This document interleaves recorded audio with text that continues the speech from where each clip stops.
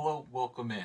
My name is Jedediah Collins, founder of Money Vehicle, and I want to give you a high-level overview of the content you're about to see. So as you can see here, we're logged in as a student, so this is what they would see as their overview, and I just want to walk through the chapters piece by piece. Chapter 1 starts with why should I care about money? We understand the new money vehicle, the idea that pensions and Social Security are not going to be dependable, and we have to start taking ownership. With that, we introduce the golden rule of money, the first step in really a financial plan in one sentence.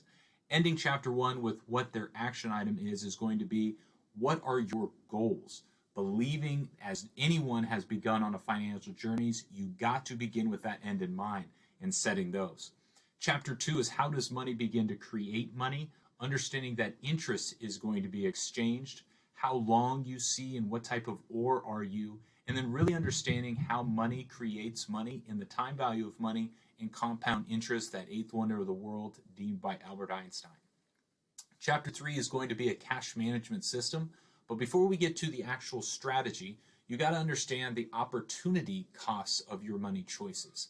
Then you have to begin to build out habits and see that you want to consistently choose the correct ideas.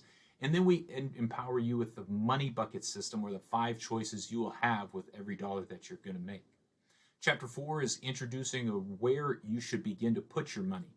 These are not wealth creating accounts. These are your foundational accounts. We introduce what the business of a bank and a banker is. Today and tomorrow accounts is changing the conversation from checking and savings to what the student will begin to own in their head, a today and a tomorrow account. And then looking at some efficiencies, questions to ask your banker so you can go in there with a little bit more confidence. Chapter 5, the first mistake most make in their financial journey. What is the credit trap? This is understanding the difference between when you swipe these 2 cards, what exactly the credit trap is when it regards to interest that you are paying, and then how to avoid it, how to begin to use your credit card like a debit card and begin building that credit score. Chapter 6 is that investing chapter that everybody wants to get to, but we begin with the musical basics of do, re, mi, understanding me emotions are the number one thing we have to get under control. Then we get introduced to diversification, investing's free lunch, landing in stocks and bonds, and the introduction to mutual funds, with our action item here being index funds. What is an index fund and how can we begin to use it as a young investor? Chapter 7 is how should I manage risk or use insurance? Where and how do we get to the product of insurance? The 2 major costs of insurance, premium and deductibles, landing with how most of us are introduced to insurance in auto insurance and understanding the basics of those policies. Then we look at cybersecurity. Why this is in a financial literacy course is because we are under a constant attack and threat in our daily financial lives. So realizing the threat has changed, learning what the new phishing hole is, and then how to proactively fight the hackers. A unique chapter, but a very, very beneficial one. Chapter 9, ending in taxes.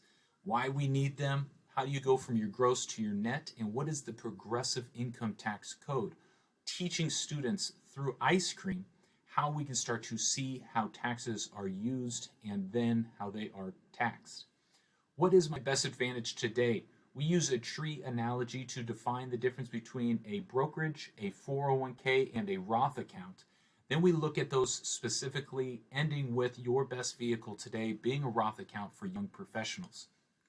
This all can be encompassed in our character projects, but truly this idea of the certification takes all 10 of these chapters and sections, connects them in a holistic view and introduction to beginning a financial plan, with the idea that at the end of this course, you are empowered to not only become certified in financial literacy, but have taken those first 10 steps.